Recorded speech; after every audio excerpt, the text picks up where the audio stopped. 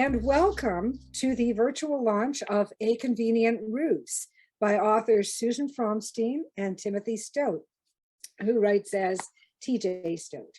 And this is a fast-paced novel of financial intrigue and fraud, and much of the action in it takes place in the United States. So the co-authors decided it would be appropriate to launch during the American Financial Literacy Month. So that's what we're doing. And I want to tell you a little bit about the book before we really get going. I'll tell you what's on the selling page at Amazon. And yes, it is available at Amazon in hard copy, paperback, and Kindle. And it's also available for other types of e-readers. You can get it for Nook, you can get it for all the standards, Kobo. And what it says is Melody Marie Baudouin. Did I say that right? Baudouin? Baudouin. Baudouin and Christina Sinclair Sanchez, two idealistic young women, lost their financial services careers in the 2008 financial crisis. By accident, they discover that US senators were trading on insider information they learned in their committees. Incensed at the hypocrisy, the amateur detectives decide to create a mass embarrassment and shame campaign to force the government to change the law. Their undercover work catches the attention of the wrong people. Woven into the story is the world's most sophisticated and carefully hidden peeping Tom voyeur site. A dangerous and complicated web of connected ruses puts everyone involved on a collision course with deadly consequences. Authors Suzen Fromstein and Stoate have collaborated on projects for more than 20 years. Suzen is a freelance business writer and content creator, speechwriter, and book author. Her 3 published books, 2 business and 1 comedy, are available on all e-platforms as well as in print. A Convenient Ruse is her first murder mystery novel. She is also a former director of communications for the Investment Funds Institute of Canada. So she brings something of the financial knowledge to the table on this as well. Tim has 40 years of experience in corporate finance, advisory work, banking, and investment syndications. Portfolios under his management have exceeded 100 million in committed funds and have included residential real estate, construction transactions, commercial loans, and equity investments. Tim has arranged senior debt, mezzanine financing, subordinated debt, and equity investments for early stage and growth businesses. Currently, he's the VP of Impact Investing for the Atmospheric Fund and specializes in environmental enterprise and project finance. And A Convenient Ruse is his first murder mystery novel as well. So now you know a little bit about the authors. And we also have a guest speaker who so kindly agreed to join us by the name of David Adams.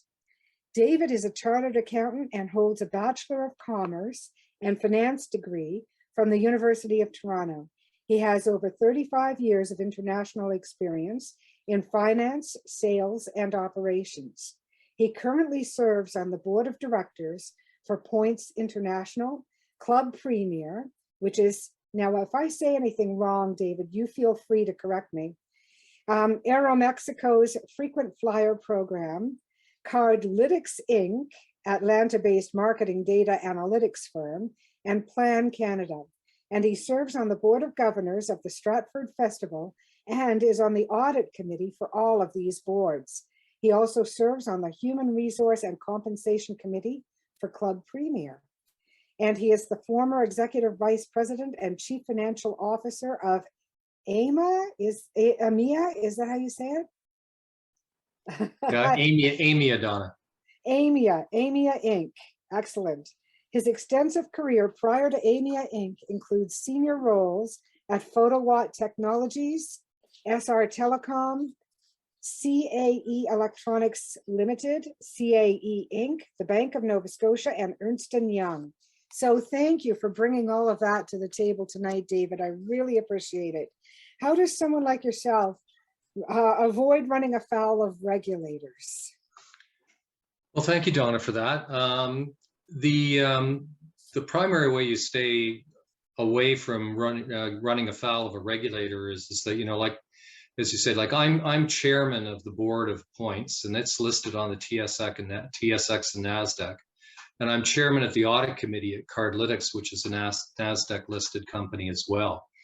In both of those circumstances, as a director, I have to file insider trading reports with the Securities Commission. So if I buy or sell securities of either one of those reporting issuers, I file an insider trading report.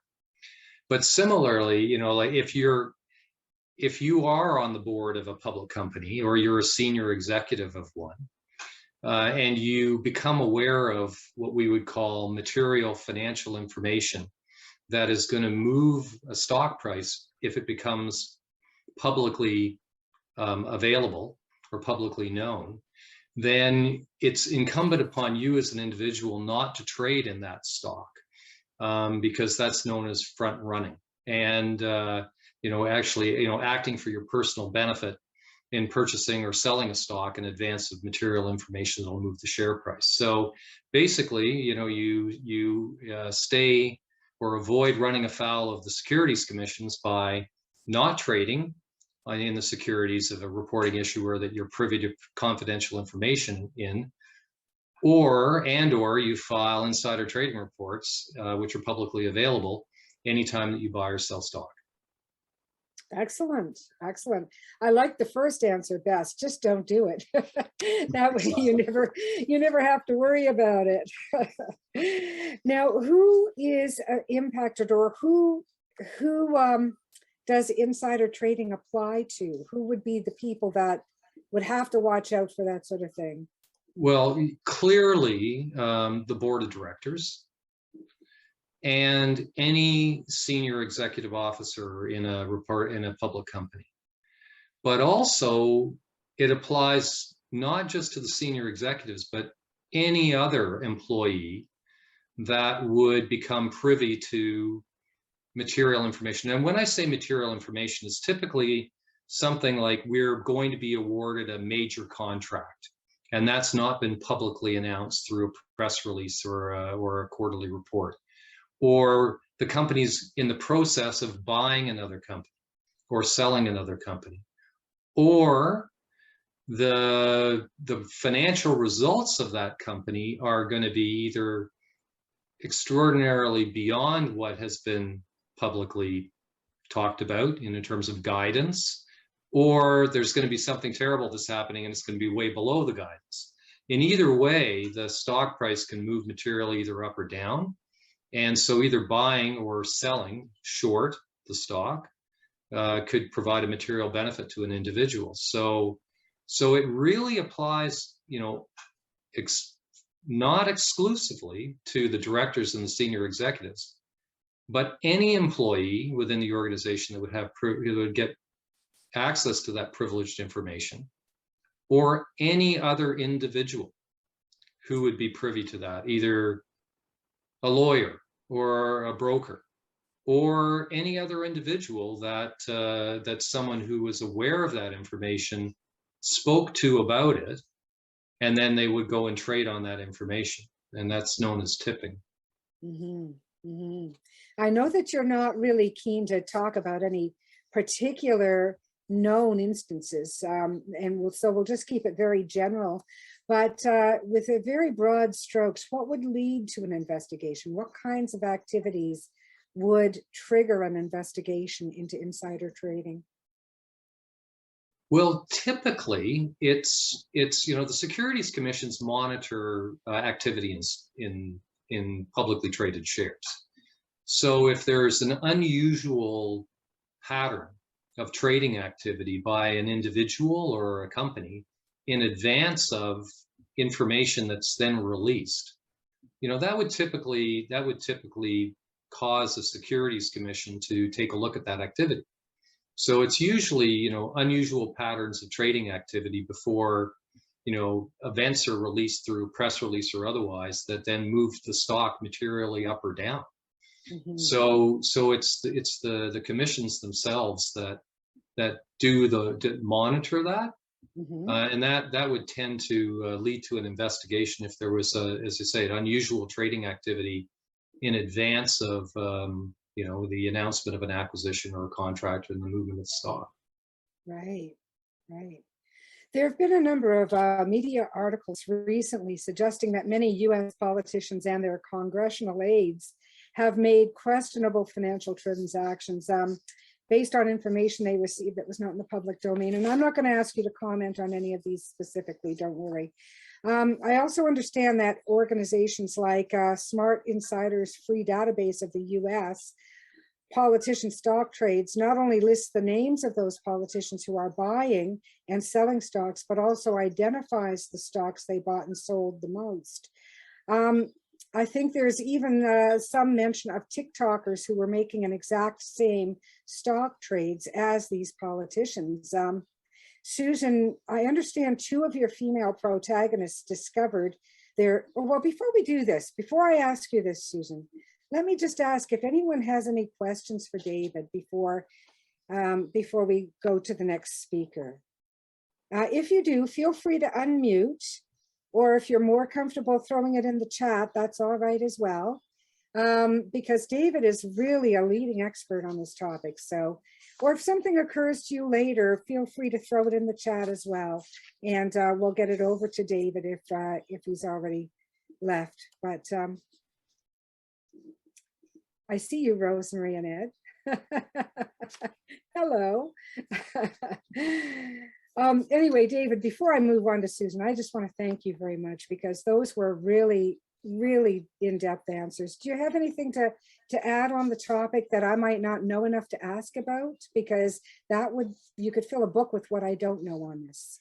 No, I would just say that, public companies as well go to great lengths to police this themselves, right? Like typically, we're sitting here on April the 6th, and public companies have, they report quarterly. So like I'm sitting here with a reasonable degree of financial information about the companies that I'm operating in terms of how they performed in the first quarter. But I can't, even if I wanted to, I can't trade the stock because we're in what's called a black period. So until and unless the companies release that financial information into the market, we're prohibited from trading. And actually, companies, in some instances, my stock is actually held by the companies that I'm a director of. So I have to get pre-clearance to be able to trade, even if I'm in what we call an open or a white period.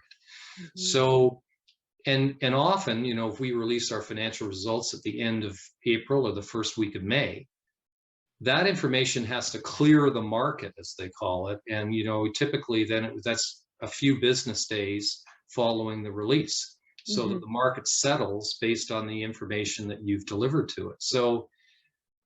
So companies do have policies and practices in place to be able to deal with this and to prevent, to maintain the integrity of the financial markets, right? Because if people just assume that it's a rigged game for the small investor, then that has huge implications. So all of this is designed around preventing, the not just the appearance, but the reality of people being able to trade on for information that's not generally available to the public. I loved you threw in one word there almost as a throwaway, BlackBerry. To mean this is a closed period where you can't divulge your trade. Is that, am I taking the Well, no, it's a black period as opposed to black period. I thought you called it a BlackBerry because if you're old like me, you remember that BlackBerries were known for being very protected. No, exactly. Well, maybe I've just coined a new phrase then. Thank you very much, David. I really appreciate that. Susan, I wanted to ask you about your female protagonists. They discover that their senator clients are insider trading. Can you tell us why insider trading is so important to the storyline of A Convenient Ruse? Well, it's one of the main themes in A Convenient Ruse, and it's hot button issue actually in the media today, as you mentioned before. So in terms of, we've got our female protagonists, they're very passionate white knight type of women, very smart, very well educated in their early 30s, and they have lost, as you mentioned, their financial services job. So they're not ready to retire in their early 30s. They have to find something else to do. And both of them happen to be very good at languages. So they both speak French, English, of course, Spanish, and Mandarin. And they decide to move away from Wall Street and go to Washington and work with politicians who might have use of their language skills. And very quickly they set up and they get off, they pick up clients right away. And during their sessions, they find their senators are talking about what they learned about in their confidential committees. And they find this, I guess they figured that, well, of course, they would probably want to practice their language with something that has real world experience and application. So they wonder, are they just bragging, or is this something actually, are they insider trading? So they decide to set up a spreadsheet and actually follow the trades that their senator clients were making, whether they were buying, selling, or shorting the stocks. And lo and behold, several months later, they look at their results and they see, yes, in fact, the trades were making money. So they said, we don't want to be insider trading because that's against the law, at least not directly. So they decide that in order to get the law changed, because they know insider trading isn't fair, they have to do like a media blitz, but they can't go to the media if they have no information. And they can't go to the media with a spreadsheet. So they actually have to do the insider trading themselves, which is very ironic because they are totally against insider trading. And because they are white knights, unlike the senators, they don't keep any of the profits. They give all of the net profits to a financial literacy education foundation.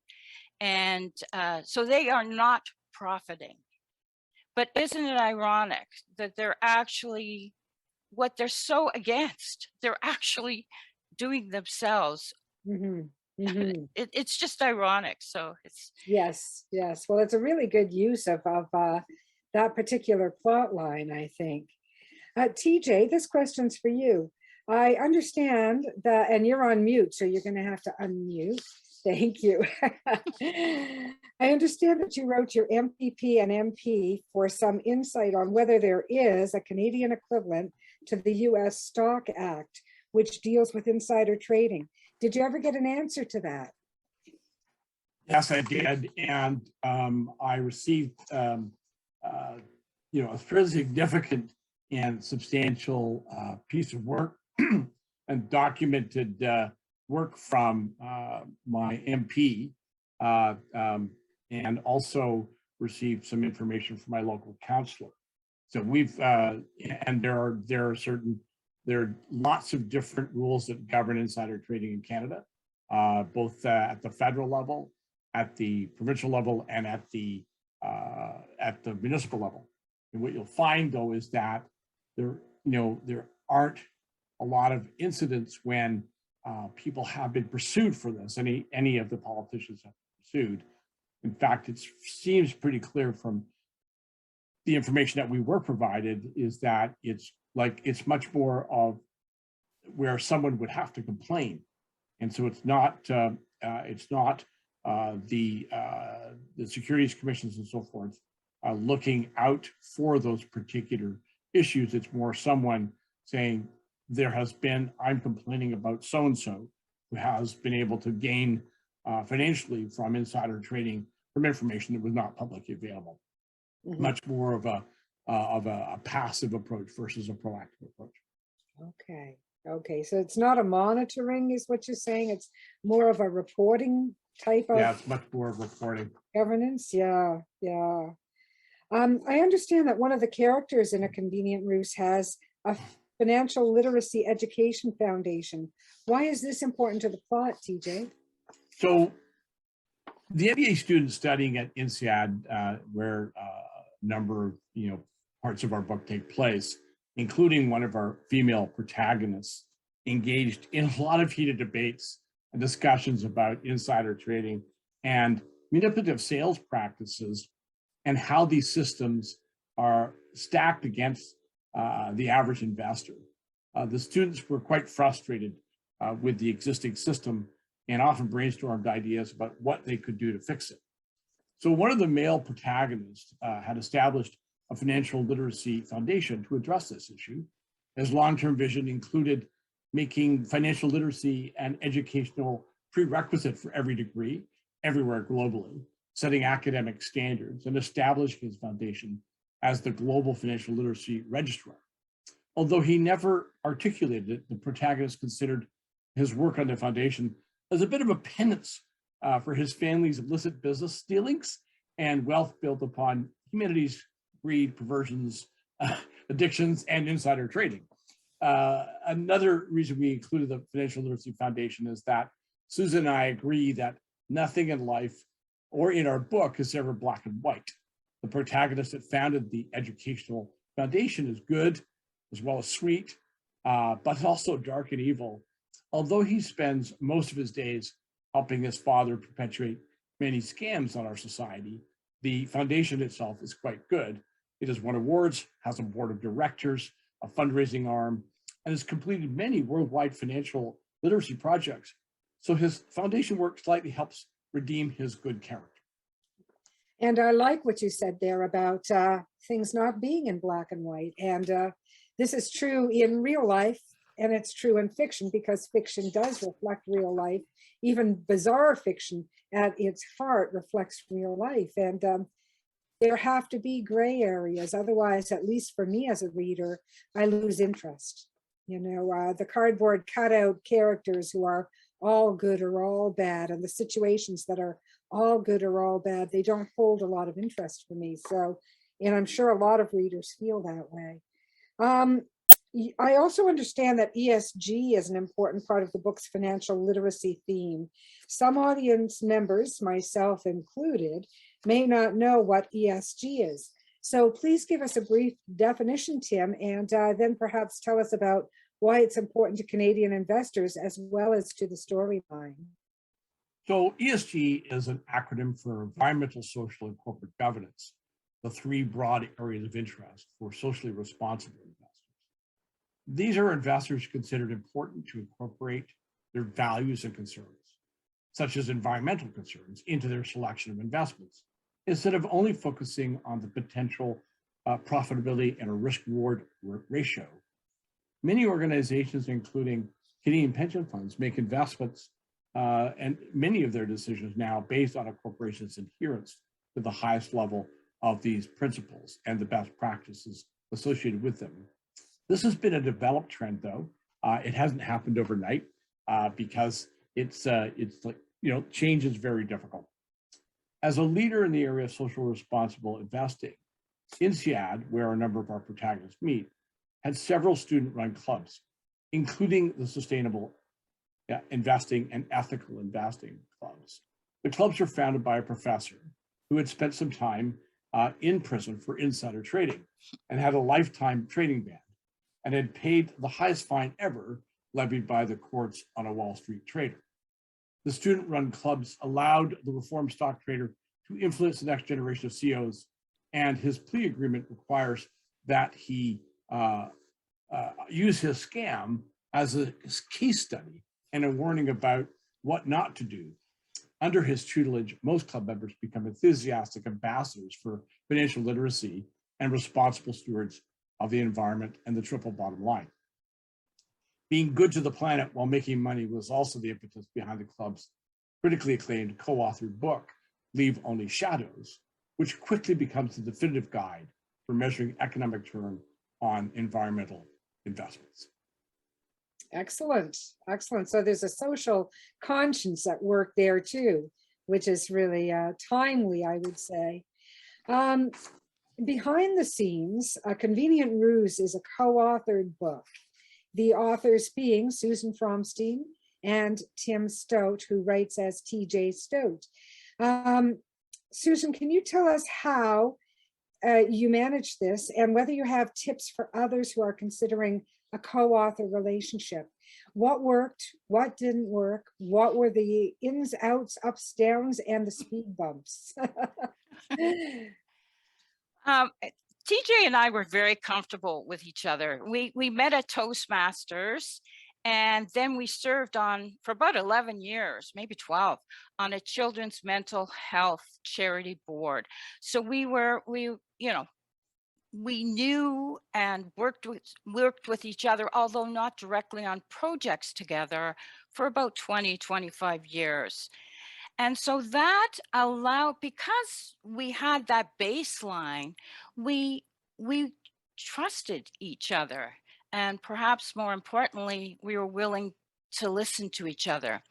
We also set some very loose, kind of more aspirational guidelines of how we wanted our co-authorship, our partnership to proceed. And that was to not take anything the other person said personally. That's a big one. And so that, and to leave our egos at the door, because no hill really is worth it to die on. Although we did have some very creative tension, is what I like to call it, conversations. And also to cut each other lots of slack. I mean, life happens. TJ has a very busy, very demanding job, and a whole host of other things he does, physical activities and board memberships and skiing and traveling all over the world to visit his children. So it's sometimes deadlines naturally get interfered with by these other priorities. So it's a balancing act. And that if people aren't on the same page, if they don't understand that they're actually two human beings involved in the collaboration, then we can run into trouble. Thankfully, TJ and I did not, although we did have some creative discussions from time to time. And I think, and I think TJ would agree with me. You can disagree with me if you like, TJ. That I think the creative tension brought the book to a level that wouldn't otherwise exist without that creative tension. So if somebody's considering a co-author relationship with another person, find somebody who's different. Because I don't think the same way as TJ, and he doesn't think the same way as I. Obviously, we've got the male and female differences right off the bat, so that's going to cause some creative tension. Then I'm more right brain in terms of I'm an author, I'm a publicist, I'm an adult educator. So these are soft skills, whereas TJ is a left brain thinker. He's a strategist, he's a financial executive, so he's dealing more with the nuts and bolts and the bottom line of things. So if we were both exactly the same, it never would have worked. So if anybody's going to pick a co-author, pick somebody that's different from you, because they'll challenge you, they'll encourage you, you'll have to defend your premises and convince them that you're right. And all that is going to help move your plot, your characters, and your story forward. That's right. Do you have anything to add on that, TJ? No, I think that's pretty accurate. I think that I think that we pushed each other along because we came at particular aspects of the novel from different viewpoints, and which, as Susan quite rightfully said, will stand and defend yourself. And I think that was, I think that was really useful. That meant sometimes we had to leave the issue for a while, not because the tension got too high, because we couldn't necessarily defend our position, and we had to go away and think about it and come back with, either, yeah, you're right, we can't do it this way. There's a better idea from you. Thank you. Or yeah, here's why I still think the same way I do. It's absolutely true.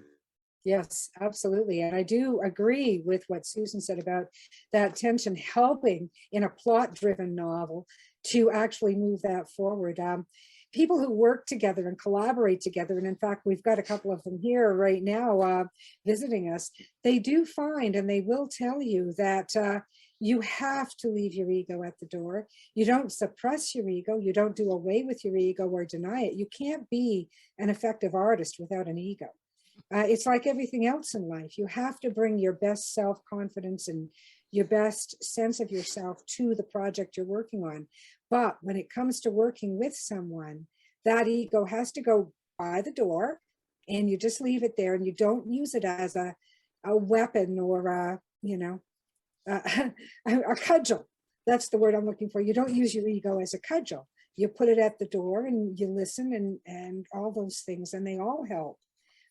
That's my little soapbox take on it. I'm glad to hear that that's the way you two understood the working together process. I understand that narrative editors tested out your premise, Susan. Why don't you tell us a little bit about that process and how that helped the book? That's a great question. When we got to I about know so little. I'm going to stop you right there. I know so little about these topics. I can't fool anyone. Susan was kind enough to give me some tips on things I should ask. So yes, it is a very good question, Susan. yeah, I made that question.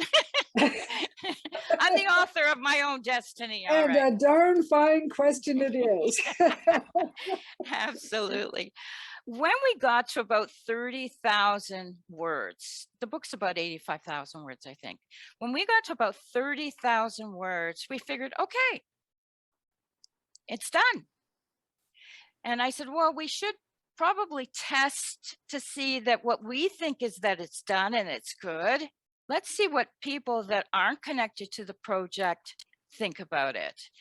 And we begged, bugged, bribed our friends and colleagues to have a look at the 30,000 words and give us their feedback. Did the characters make sense? Would they buy a book about these characters? Were they interesting or were they boring? Were they, did the timelines make sense? Did the plot even make sense? And we got some very interesting feedback, and we incorporated much of their suggestions. And I don't think I'm speaking out of turn here, TJ. Our book wouldn't be as good as it is without their input, I don't think. No, I think that's very true. Yeah. Yeah, I think that outside feedback is always critical. It really is, particularly in fiction, maybe in nonfiction as well, but particularly in fiction, because it's so subjective. You can't just necessarily believe everything every beta reader tells you, but you do want to get that input, and you want to try your best to incorporate what you think makes sense, So I'm glad that you did that. That was a really good step to take. I also understand that you tested out 2 versions of the existing cover. Was that on purpose? And what did you learn in your dabbling working with a cover artist? Well, that was an interesting one, especially for me, because our original cover had a very scantily, very sexy woman caught in the spider web. And I was very proud of it. So of course I posted it all over the place on LinkedIn, Facebook, Gab, whatever. And then I not thinking anything about it, thinking that everybody's going to love the cover as much as I do, only to get at least 10 direct messages from people in my professional network saying, I didn't know you were writing porn or an S&M novel. And I went, oh, What? I'm never going to. Cover. See, that never would have even occurred to me either. I would be with you. Like, it wouldn't have even occurred to me. We're just innocent, Susan. That's why. So I thought, well, if I ever want another freelance business contract, I better talk to TJ, and we'll see if we can do something about it. So we dressed our model in business clothes, had her hung up on the spider web, and nobody commented. So it achieved its goal. And thank you for being so flexible, TJ, because otherwise I wouldn't, as a freelancer, you have to be very cognizant of the sensitivities of the marketplace. You're absolutely right. And again, it's not something that ever would have even occurred to me. There was an author a few years back who had a cover had been designed by her publisher. And as soon as she did the cover reveal, she started to get bombed with exactly that kind of negative comment. And it just kept coming. And she had to fight with her publisher because her publisher didn't want to change it. And it was a big fight at the time that she went through. I won't say her name because she's quite well known in the Toronto writing circles. But so yeah, the pain is real. The pain is real, even though I may not see it.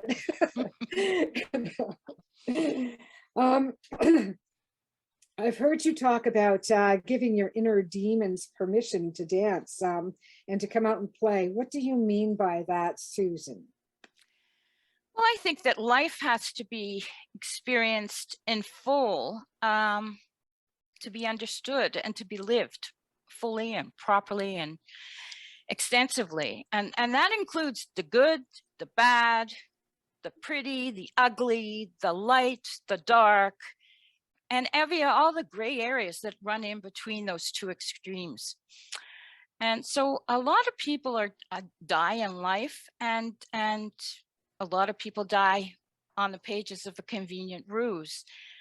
And one of the rules TJ and I allowed the deaths to fall under is if they were gratuitous, we took them out. But if the death advanced the plot, was understandable in terms of an action by the character, then it stayed in. So my one piece of advice for anybody that's considering either never having written a murder mystery before or that's already a murder mystery author is that don't censor or edit your thoughts, your feelings, your ideas about the scene before it actually gets onto the page.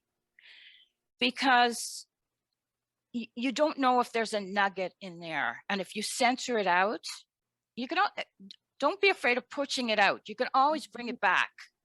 Push it out as far as it will go, and then you can edit it back if you have to. And if you don't give yourself that flexibility in your writing, then you may be missing opportunities. And what happens, it's something very interesting happens on the page, is that your characters, as they get a voice, they actually talk to you. So they will tell you if the scene you have proposed makes sense or if it doesn't. So listen to them. Yes. That's such a good question and such a good answer. I really appreciate it, Susan. Thanks. But I want to know, TJ, if you have any similar thoughts about letting your demons run out onto the page. Yeah, I think that, really good ideas can be born bad, and you just need to let them come out. And again, and I think Susan's 100% right. When you get it on a page and you start pulling and pushing away at it, you may find that there is more to what you actually thought. And again, don't edit yourself out until so even if it seems that you should be editing it out before you get it down on paper, put it down on paper and then let it live along with the other things that you're writing. And, again, the beauty of electronics today is that it gets wiped out pretty quickly. if you want to take it out, Exactly. really played around with it, right? So Some of us are old enough to remember when that wasn't the case. not like you're using a Remington typewriter anymore, right? So That's right, exactly, exactly, you got it. and that also means you can go back to that version, right? Because we were really good about moving from version to version and Mhm. keeping old versions. So Yes, because, what about, well, what did we do here? Oh, you know what we did before? Why do we, now that we've done this, why don't we go back and bring it back into the book? Because it Mhm. would make more sense now that we've gone all this way. And that happened, sometimes. I don't know how many times, but it did happen. So again, electronic paper is great. Yeah. Well, this is your first novel, both of you, I think.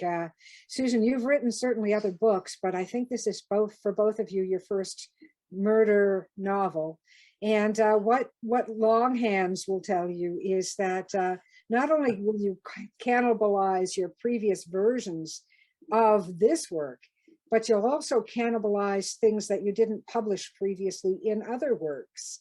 And we're all cannibals, we writers, and we go back and we pick it up from there, or even if it's not the same, like it may not be verbatim, but it's a concept or an idea or a character or a situation. And we'll say, you know what, that would work in this story.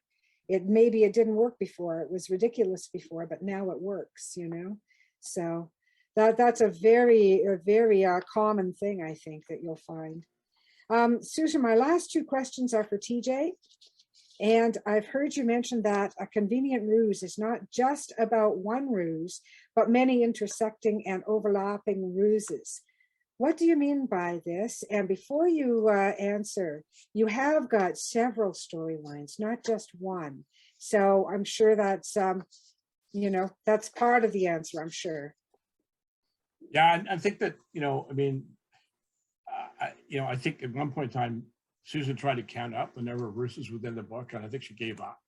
So there's definitely a lot. And, I think that, within this book, with very few exceptions, the main characters are either lying to themselves or lying to others. And these lies, lead to some unintended consequences sometimes, including death. There are some examples that I can pull out for you. And, one is a mother's love for her son leads to her own untimely death.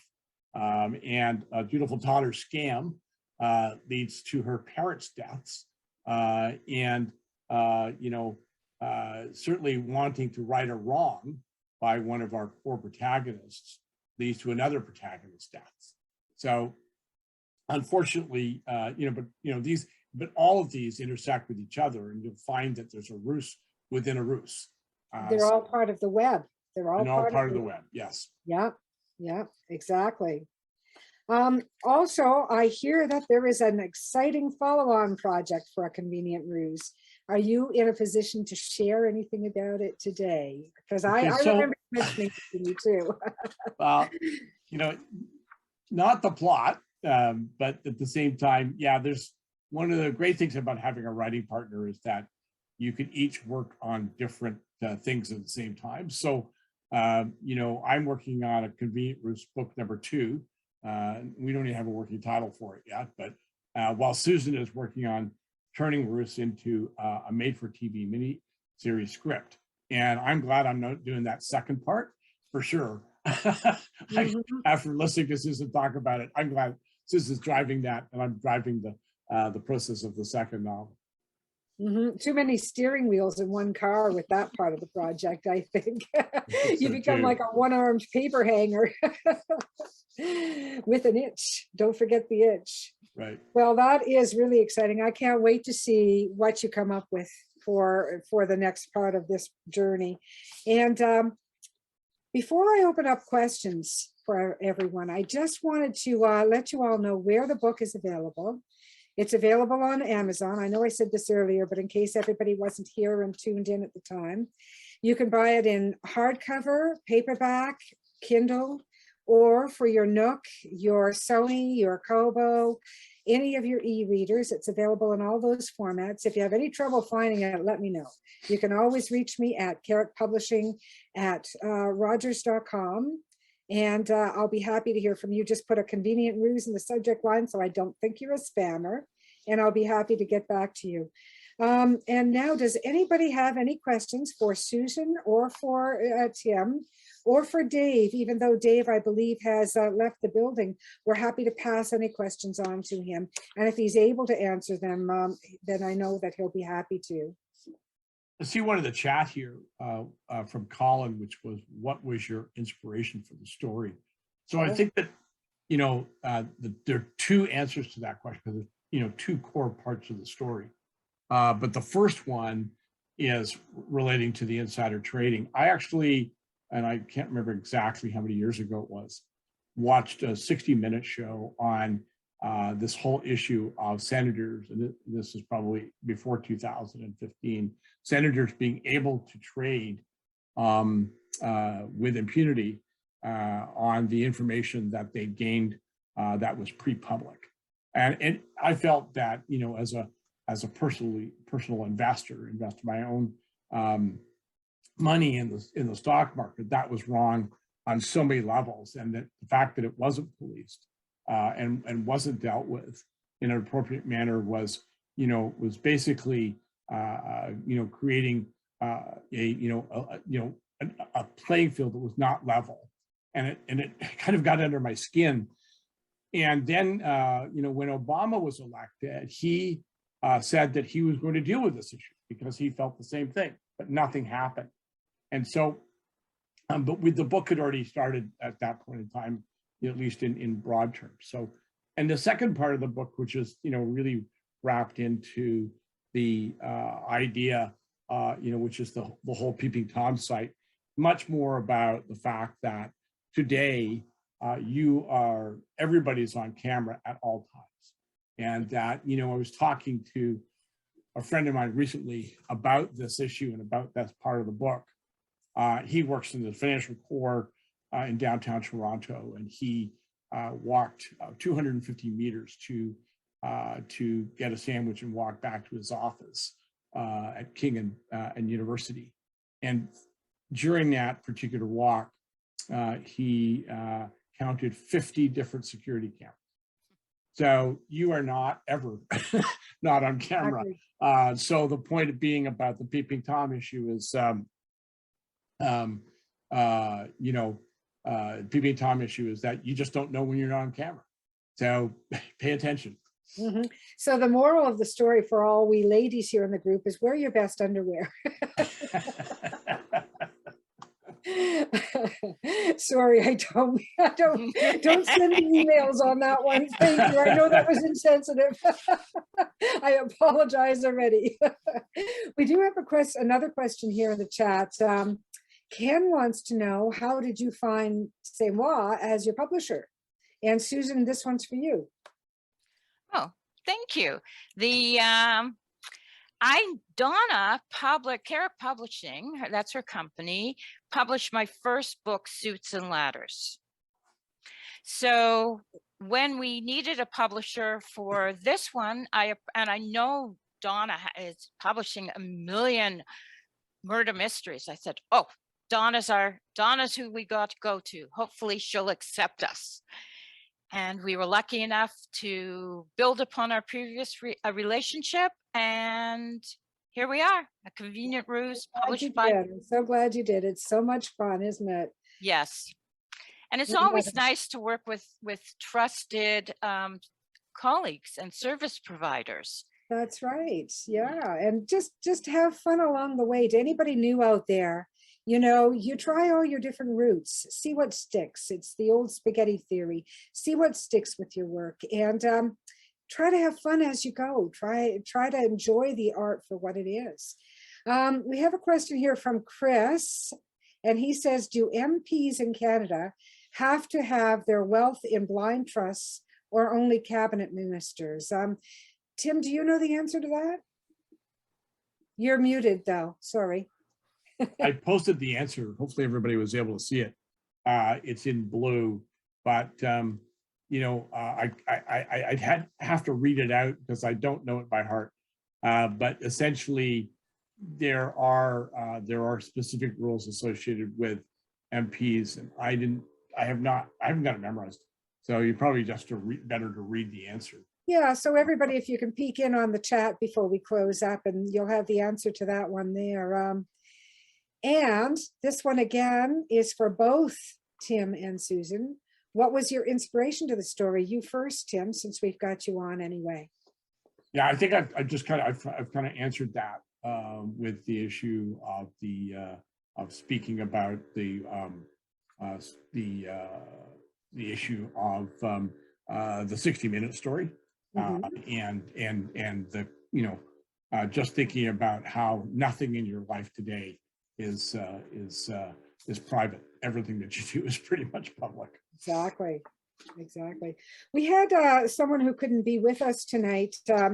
At the last minute, something had come up, and she said, I've got some questions if you don't mind posing them to the authors. She wanted to know, and her name is Barb, she wanted to know how and why did you come up with this global multiple language skills experience, highly educated group of characters? So there's somebody who's got a love of characters. So. Well, I think, go ahead, Susan, you go ahead. Okay. It was interesting. One of our narrative editors, who was not a businessman, he wasn't a business colleague. I had met him actually on Facebook, and we'd become, we're having political chats back and forth. And I asked him because I felt that he would provide some good insight.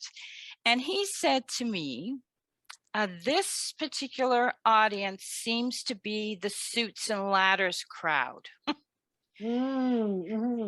And I think that he summed it up perfectly. And it also helped TJ and I kind of focus, because it is a rather sophisticated, the subject matter is sophisticated. There's so many characters, it can be confusing. And it just gives enough, it helped us define who our target audience was by that one comment alone that came from a narrative editor.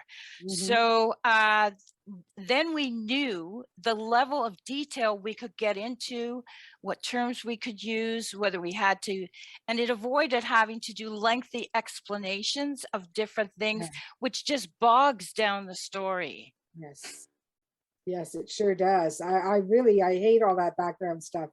You know, a famous writer once said in a workshop that I was in, you as the author have to know all that, but you don't need to put it on the page, you know?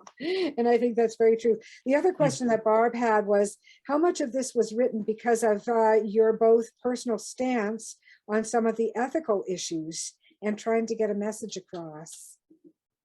Well, I think pretty clearly from my perspective, and that the issue of insider trading really got my back up. Yes. I think that, as I said, got under my skin, and I really felt, again, I think that, there's no perfect stock market or no perfect market in the world, but you have to be able to trust your markets.